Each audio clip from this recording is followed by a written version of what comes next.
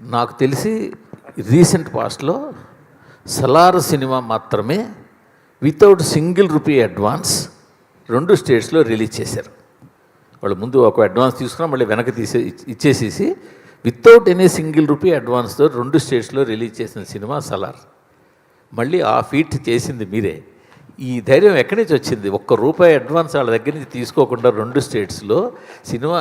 కానీ ఇప్పుడు పైగా నాకు ఇంకో విషయం కూడా తెలిసింది, రిలీజ్కి 3 days బిఫోరే మీ ఫైనాన్షియల్ కమిట్మెంట్స్ క్లియర్ చేశారని. ఈ 2 ఎలా సాధ్యమైందో చెప్పండి sir. That is my last question.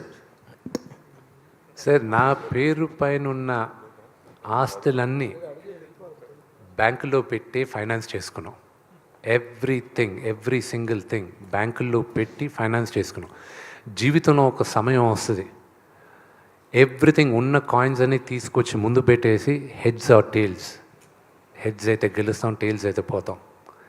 అది నాకున్న సిచ్యువేషన్ కన్నప్పలో.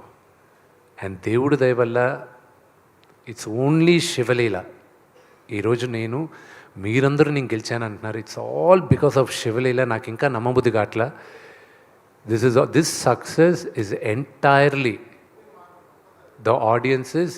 అండ్ నిజమైన సినిమా ఆనెస్ట్గా తీస్తే ప్రేక్షకులు ఆదరిస్తారని ఇది ఒక నిదర్శనం అనేది నేను నమ్ముతున్నాను. సార్, విష్ణు గారు, శ్రీకాళహస్తి మహోత్సవం కల్పితం 2 మిక్స్ చేశారు కదా.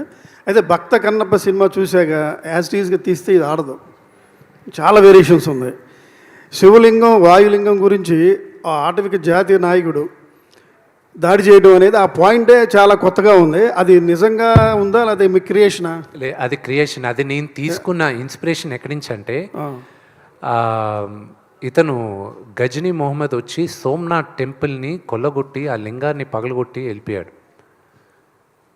పగలగొట్టి అతను తీసుకెళ్ళాడు. అతను చేసిన దారుణం ఇంకా దారుణలేండి. ఆ లింగాన్ని తీసుకెళ్ళి ఏమన్నాడంటే, మెట్ల పైన వేస్తాను, మీ దేవుడు ఏం చేస్తారో చూడండి, పగలగొట్టుకొని మెట్ల పైన వేసుకుంటాను. కానీ అది ఒక గొప్ప కథ ఉంది. మళ్ళీ అతన్ని చంపడానికి తమిళనాడు ఒక మహారాజు సేనాధిపతిని పంపిస్తాడు. అదొక అద్భుతమైన కథ. ఏ రోజైనా ఆ కథ తీయాలని నాకు ఒక ఆశ ఉంది. సో అది ఇన్స్పిరేషన్ తీసుకున్నా. దండయాత్రకు వచ్చి వాళ్ళ లింగాన్ని తీసుకెళ్లాలనేది నేను ఆ హిస్టరీని ఇన్స్పిరేషన్గా తీసుకున్నాను.